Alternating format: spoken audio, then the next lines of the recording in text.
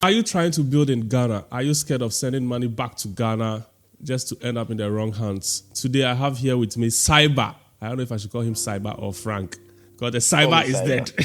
Yeah. No. My name is Cyber, Charlie. The Cyber I know die. The Cyber is still there. Yeah. Okay, so a little background. Cyber has a channel, tech channel. All of a sudden, Cyber says he's now a contractor. He's selling lands. He's building for people, talking about buildings and lands. So today we are going to talk to Cyber about how to, if you want to build in Ghana, how to go about it, how to send money back home safely to end up in safe hands for someone not to use your money for these young girls and stuff. Yeah, I understand. So, Cyber Reviews, welcome to my channel. Charlie, thanks, bro. Thanks, bro. It's a Okay. pleasure to be here, Charlie. I'm excited. I made it. Hey, sir. Okay, so kindly introduce yourself. Okay, so like you said, I started with a tech channel, but Charlie, you know the way Ghana is difficult. Things are expensive. Buying gadgets from US and UK and doing reviews, Charlie, at a point it wasn't sustainable. Then around the year 2018 to 2020, I wanted to build a house, right? So I bought some land, paid in installments, I had 2 years. Then when it was time to go and clear the land, Charlie, some people came, say, hey, this land, there's issue on it and all that. Long story short, I lost the land after paying close to $20,000 for 2 years, right? So based on that, I said, nah, actually, people are going through things and nobody is saying these things. So let me start a channel to educate people when it comes to issues of buying land and building houses in Ghana. And so we started the Africa Building Hub channel. Okay, so how has it been so far? Actually, it's been amazing. Oh. I'm shocked that I was spending so much time on tech reviews when there was a niche that was so unexplored and untapped, right? Because my cyber reviews channel has like 5,000 subscribers after like 2 years. But the Africa Building Hub channel gained 10,000 subscribers in 1 year. So it's been amazing. The response has been incredible. And this year we even went to TikTok and Instagram and it's even been mad, mad. Like right now we are almost at about 100,000 followers combined on all platforms. And it's just been crazy. The feedback from the community has been amazing. And we've been doing live video sessions on TikTok every Saturday night. And sometimes we get as high as 1,600 people joining the live from different countries. You know, Ghanaians are in every country right now. So Ghanaians joining, Nigerians joining from different countries in the world, sharing their experiences on building. So it's been really amazing. We've also had the opportunity to help people at various stages of their projects, whether they want us to build from scratch or maybe they needed an artisan, a mason, a carpenter, roofing, and things like that. And the response has been incredible. Lives have been touched. I keep getting a lot of emails and messages. Oh, Charlie, people will be sending me pictures and videos of their building projects. Where before we started the channel, they said they didn't even think about building. But now, after the encouragement and things, they've gone to buy some land B and they'll send you an email with the land. Then, after some time, they'll send you, they've cleared the land and things like that. So, I see that we are, touching lives, we are making an impact. And for me, that's what really matters.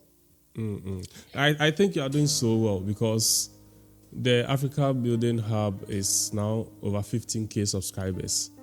Yeah, And yeah, I'm really happy for you and proud of you. Sometimes we have to accept change. Oh, don't just be I'm there telling doing you. the same thing. You have to accept it. And you have over 240K as your highest view on YouTube. Like, that's huge. Yeah. Bro, they make money. Oh. Anyway, that's just by the way. So now to the main issue.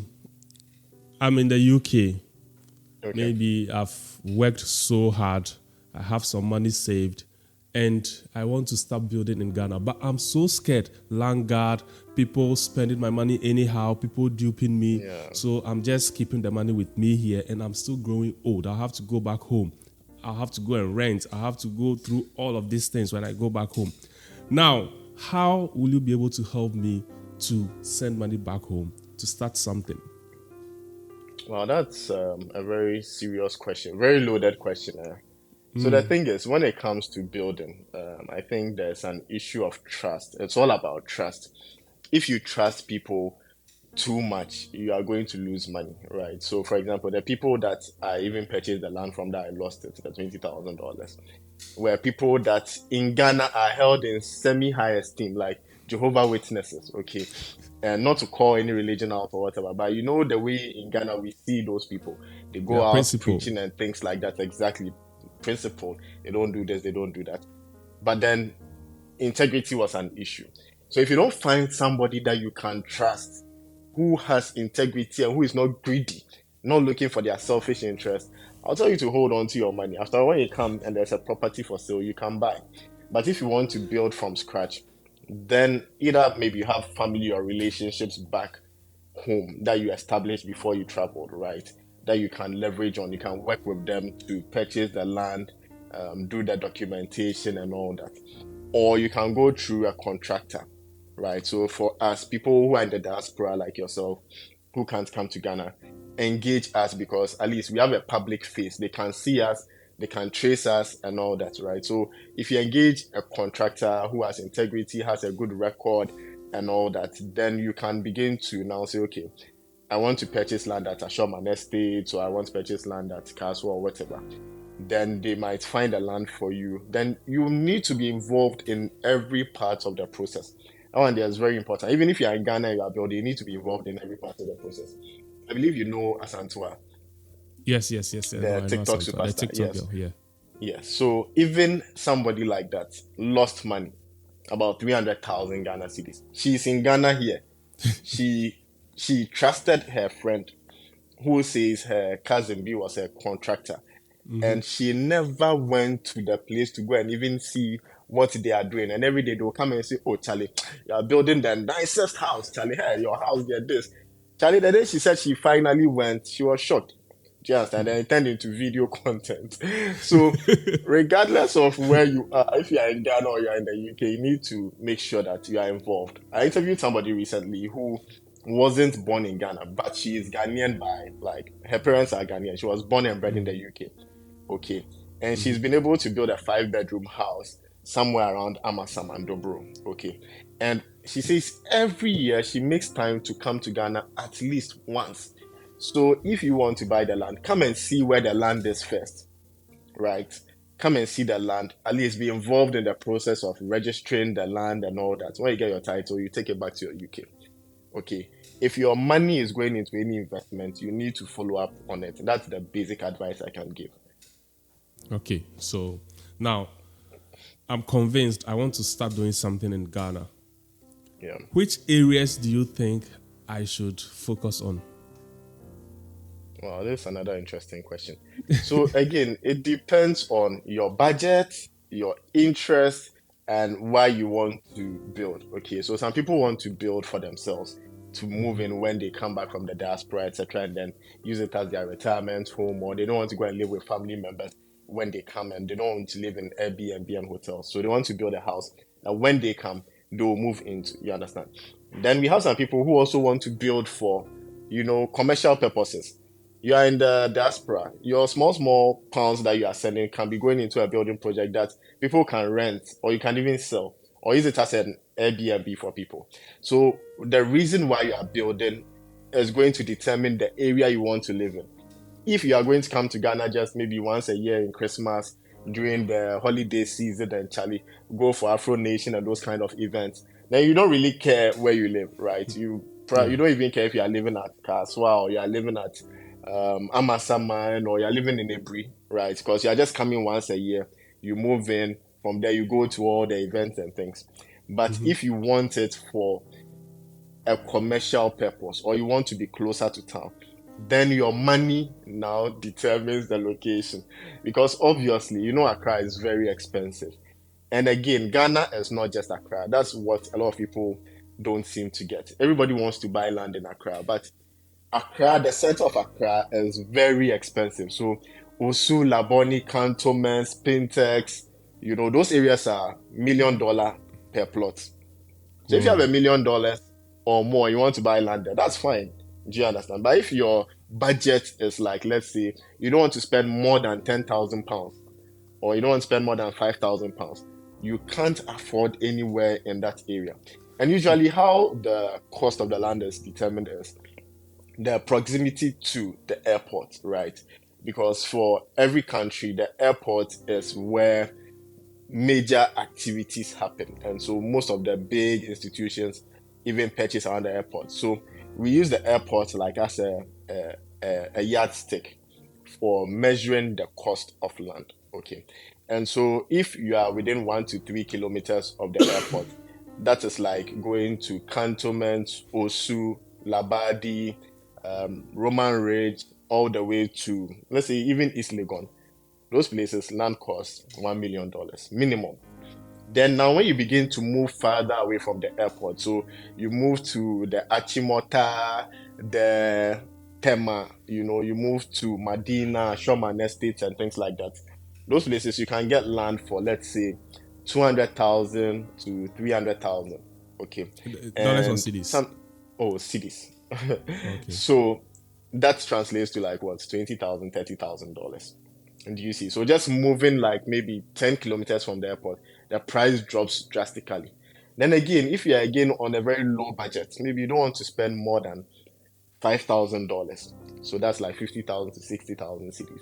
Then you now need to go far, far, far, far, far. Kaswa, go to Amasaman in Sawam, go to, Ebri and those far, far places.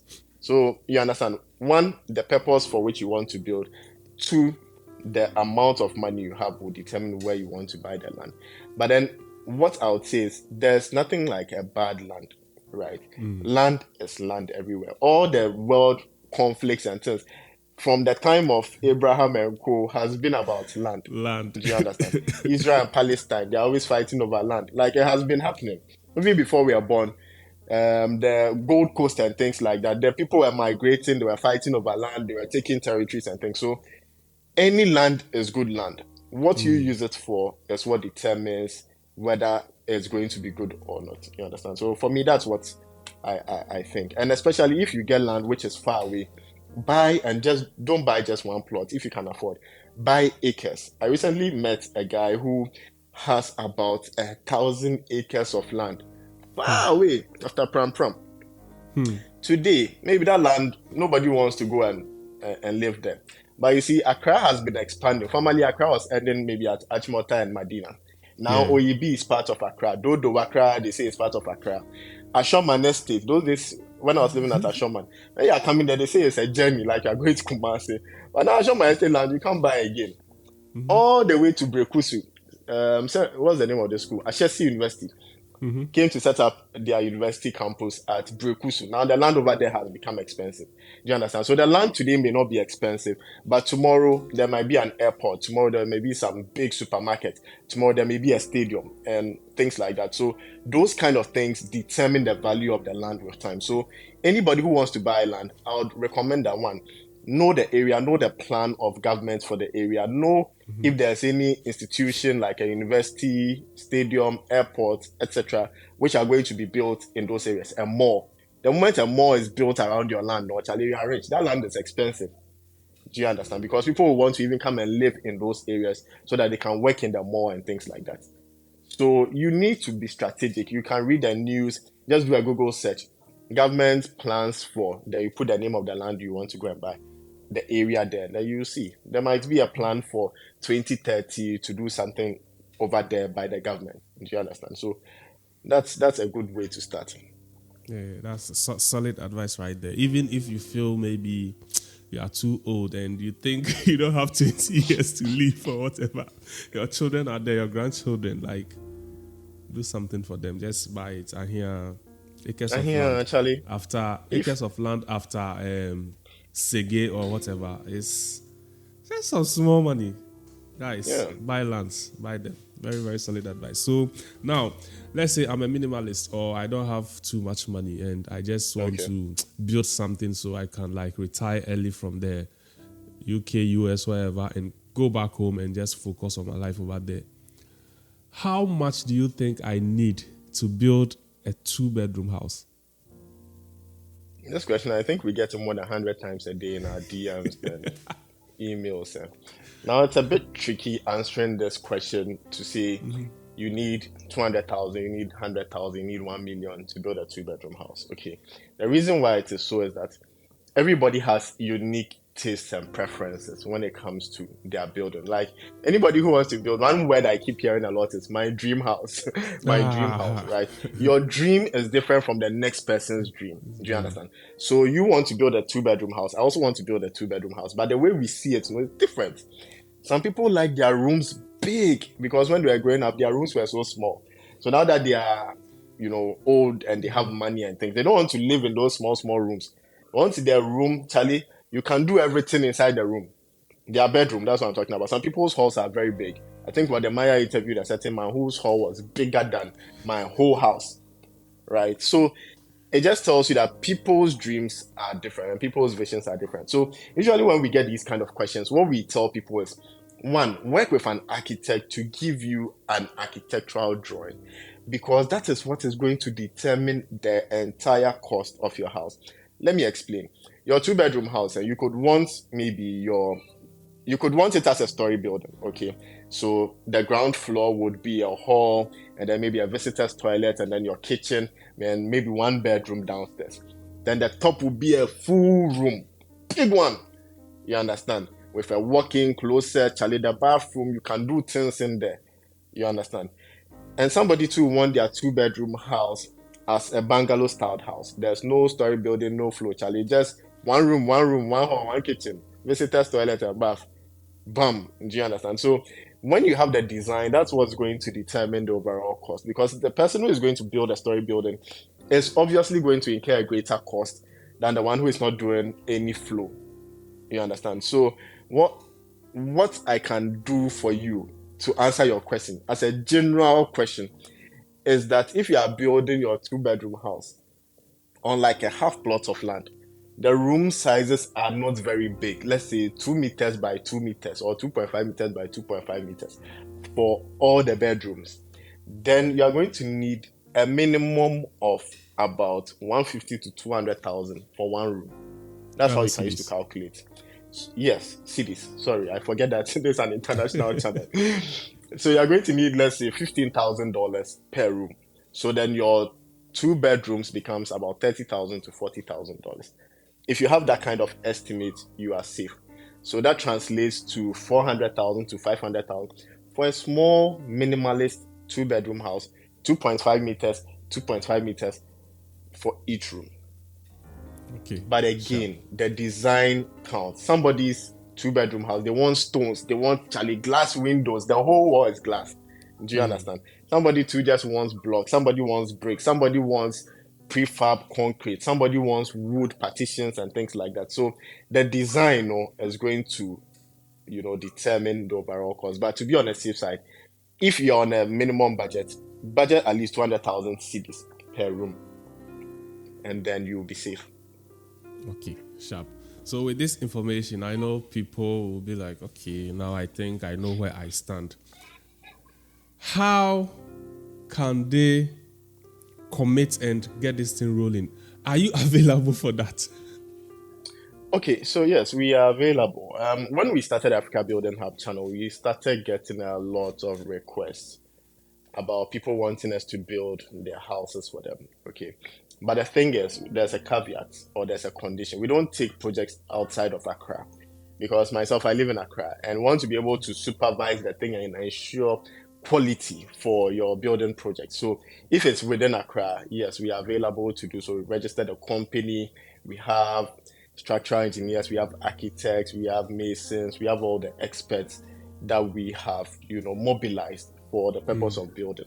So we've done that for a couple of clients and we are available if it's in Accra. Yes, we can take the project, but there are certain minimum you should have. One, you should have land already. Two, you should register your land. And three, just get a building permit because we don't want to be working for you. And then, Charlie, the municipal assembly people come and beat the laborers and seize all their tools and all that. So those are the prerequisites or the requirements before we accept any project. Okay, so now I have a rule on this channel. When I get to 20 minutes, I just wrap it up. So now, Hey, we're with done all 20 being minutes said, already. yes, we have. So with all being said, what will you tell people in the diaspora that are feeling reluctant to start doing something back home because of past experience and stuff? And how secured is their money when they involve you or contact you guys to help them build in Ghana? Okay. So the first part was the advice I'll give to somebody in the diaspora who wants to build but they are reluctant. The thing is, land there, land, it is a finite resource. So it means that no new land is being created anywhere. So at least even if you don't want to start building because you have trust issues, purchase some land, secure it, and then have your peace of mind. Else by the time you people come back from your UK, US, and Germany, land, no, unless you go to Ho and Tin, so you are going straight to Cape Coast before you find land. By the time you come, we've bought all the lands. Do you understand? I told you somebody has bought 1,000 acres. So you know when you are coming with your plenty money, I'm going to the north to buy a land. So at least get land that you can secure, register it in your name, have the title, then at least have peace. Then if you want to come to us to build for you, right? I'm somebody who cherishes my name and my integrity. If you watch all my videos on my channel, I keep talking about be a person of integrity. When you promise your artisans or laborers that you pay them on this date, pay them on that date. So for me, integrity is what I move with, right? I live by. So if you bring your project to us, be rest assured that we are going to deliver quality and excellence. And then also we work very transparently. We have different ways we work with clients. One, you can decide to even bring the materials yourself. So you will go and buy your sand and all, we provide you the labor and everything. Usually we do like a work breakdown structure. We tell you each week what the output is going to be. So this week we are going to do setting out. Next week we are going to do excavation. Next week we are going to do this and that. And then we'll also send you video content, right? Drone footage, video content and all that, so that you are seeing the work as it is going. It's not that you come on the ground and come and meet that there's no work done. And then what we also do is we work with clients to put, wireless cameras on site so that even from the diaspora, I can be monitoring the work that is going on in real time. You don't need even us to send you the videos or the pictures. You yourself can monitor. You can also listen to the audio from the ground, even when the guys are working and they are insulting you. This man, he's chisel, he's not sending money and things. You can hear all that. You can even move the camera left and right from your phone app and all that. Because I'm a tech enthusiast, those are some of the value that I bring to the projects that we work on. Thanks, baby. Solid, guys. He's bringing the tech into the construction field. Contractors, yes, be careful. He's coming. Anyway, bro, thanks so much for talking to us. And I know Charlie, someone will make that bold decision today. Thank you. Guys, thanks for watching. Charlie. And we are going to see you guys in some other video. Subscribe to this channel. Peace out.